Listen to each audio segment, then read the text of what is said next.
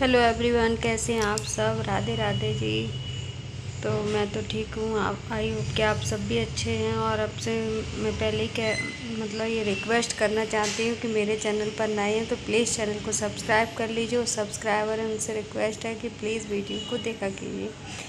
तो मैं आ गई हूँ अपने घर और यहाँ आज ही आई हूँ सुबह। और ये है शाम का टाइम। तो पापा सब्ज़ी लेकर आए थे, फली लेकर आए। तो मैंने सोचा इनको कट करके रख दी अपने घर। और सब्ज़ी कट कर लिया और भी उसको बनाऊंगी। चलिए तो सब्ज़ी बनाऊंगी। फली को कट करके और आलू भी कट कर लिए थे और मैंने सब्ज़ी को छौंक लगा दिया था। तो सब्ज़ी मेरी मतलब आलू गल चुके हैं। तो अभी इसमें मैं डालूँगी टमाटर। आजकल के टमाटर तो आप भी ठीक ठाक ही रहे हैं, हमारे यहाँ तो अच्छे ही आ रहे थे। यहाँ पे मतलब जो देसी टमाटर आते हैं वो तो ठीक है, लेकिन अभी के टमाटर में खटास आ रही है उतनी। और कैरी या नींबू मैंने इसलिए नहीं डाली, नींबू की खटाई तो मुझे भी कम पसंद है। और कैरी इसलिए नहीं डाली कि पापा को अच्छी नहीं लगती। और इसमें भी टमाटर अच्छे भी लगते हैं इन फली की सब्ज़ी में। तो मैंने टमाटर को धो लिया और मैं चाकू ढूंढ रही थी।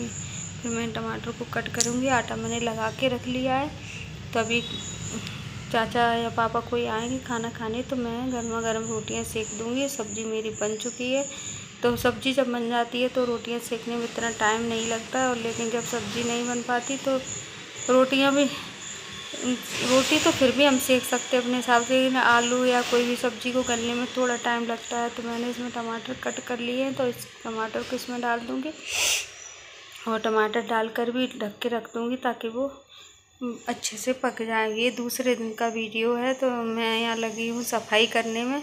वैसे तो मेरे पापा बहुत सफाई रखते हैं, लेकिन फिर भी ये कूड़ा जो कहते हैं ना कि जो एक औरत घर को संभालती है वैसा कोई नहीं कर सकता। और फिर मम्मी के बिना तो मेरा मन भी नहीं लगता ही नहीं है कि यहाँ आऊँ। लेकिन फिर ये सोच लेती हूँ कि पापा तो बुला रहे हैं, तो फिर ये सोचकर आ जाती हूँ। तो ये मैंने अंदर से झाड़ू लगा ली। और पापा हमारा बहुत इंतज़ार करते हैं कब कोई आएगा। बेचारे बिल्कुल अकेले रह गए मेरे पापा।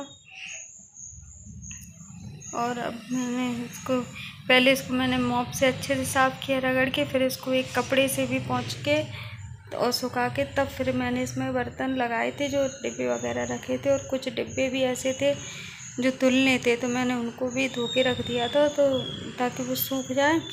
और कोई फालतू का सामान देख लिया, मैंने कहा कोई सामान हो तो उसको भी मैं बाहर फेंक दूँगी, क्योंकि अब इतना देखने वाला नहीं है। पापा के भी अब उतना मन नहीं लगता। मम्मी घर को ऐसे चमका के रखती थी जैसे कोई सफाई नहीं कर सकता। लेकिन अब तो पता नहीं क्या भगवान को मंजूर होता है और क्या वो करते हैं। लेकिन सच ही कहते हैं लोग, माँ के बिना कोई मायका नहीं होता।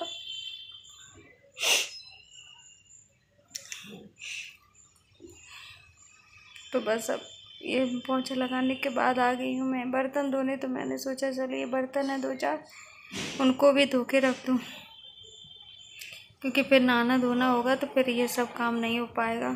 तो वही बर्तन फटाफट धो के रख दूँगी। डिब्बे भी धोए थे तो वो भी तब तक सूख जाएंगे तो उनको भी पोंछ के अच्छे से और अंदर लगा दूँगी। और ये काम बाकी मेरे पापा भी मेरी बहुत हेल्प करा लेते हैं, ऐसा नहीं है। और यहाँ मतलब वो माहौल नहीं है कि हाउस हेल्पर, अगर घर में कोई लेडी नहीं है तो हाउस हेल्पर भी नहीं आती हैं। तो वो भी मजबूरी है, क्या करें। मम्मी के सामने आती थी लेकिन फिर उसने आना बंद कर दिया। तो अभी पापा का ये जो भी काम है वही देखते हैं, वही करते हैं। और वो उनकी भी तबीयत सही नहीं रहती तो वो कितना करेंगे।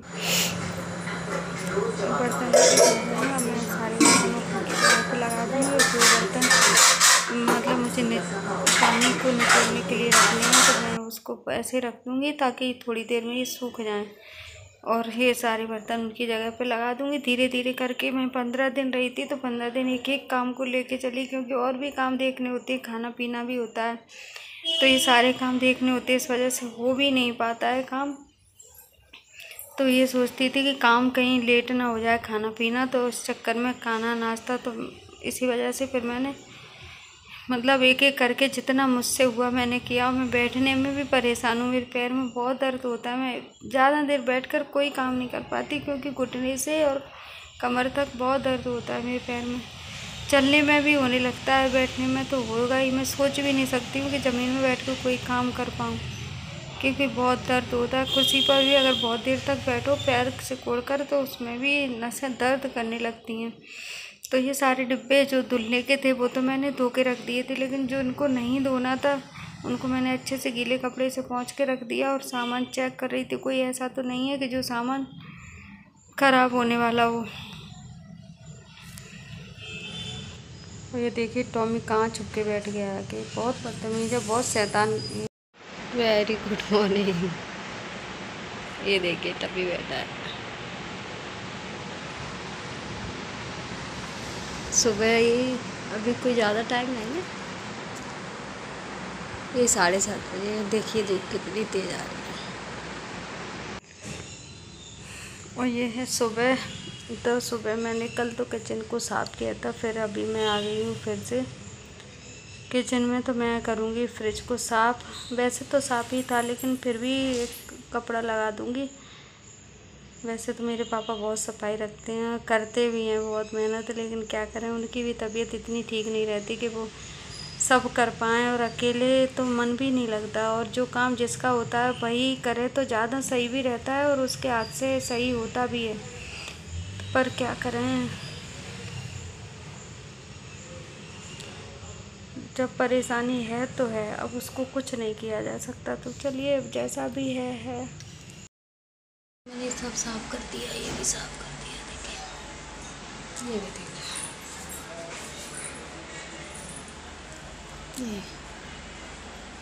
ये मैंने साफ कर दिए झाड़ के।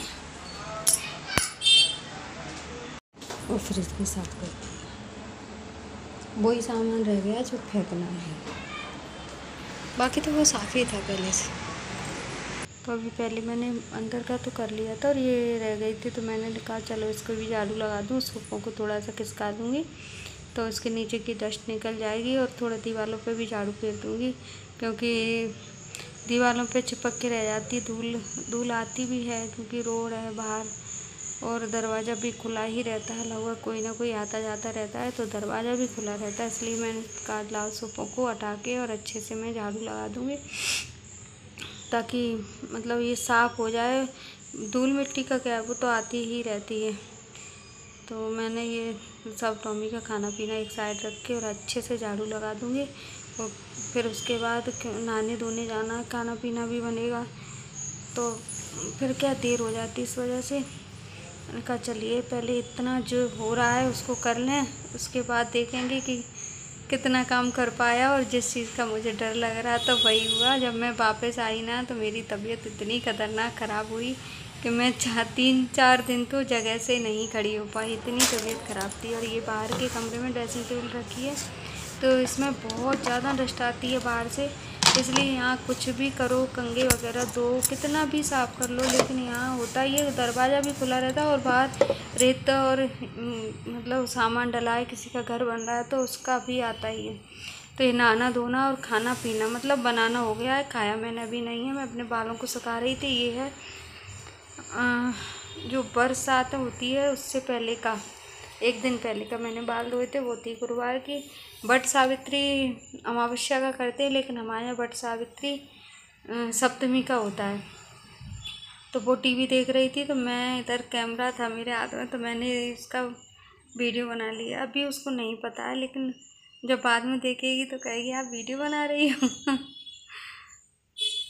बस और क्या करें, इसकी वजह से मन भी लग जाता है। नहीं वैसे भी बच्चे तो रहते हैं घर में। ये है दूसरे दिन शाम का और इतना मौसम अच्छा हो गया था कि हल्की बूंदाबांदी हुई और उसके बाद ठंडी ठंडी हवाएं चली तो मौसम अपने आप ही सही हो गया। नहीं तो कम से कम जब से मैं आई हूँ तब से मौसम इतना ख़राब है कि कुछ ना कहिए। और ये वीडियो मेरा बहुत दिनों का इकट्ठा होके बनाए, वो इसलिए बनाए क्योंकि टाइफाइड था नहीं और उसको मैं कहती तो बच्चे हैं उसका मन होता तो पकड़ लेती। हम तीनों ही छत पर आ चुके हैं। देखिए कितना अच्छा मौसम, गर्मी से थोड़ी सी निजात मिली। टॉमी देखिए मौसम कितना एकदम से अच्छा हो गया, तो बहुत अच्छा लग रहा है। और मेरी हालत देखिए गर्मी की वजह से कैसी हो रही है।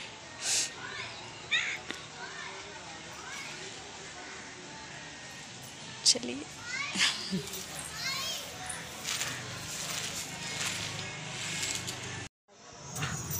और ये इधर जो आपको दरवाज़ा दिख रहा है उस तरफ एक टीन, मतलब एक सीमेंट की एक टीन वो डली है की, तो वो मतलब मजबूत नहीं, हल्की वो तो ऐसे ही रख दी थी, ये उस पर गया था और मैंने इसको वहाँ से बुला लिया। तो अब ये मुझसे लड़ाई लड़ रहा है कि मुझको वहाँ से क्यों बुलाया।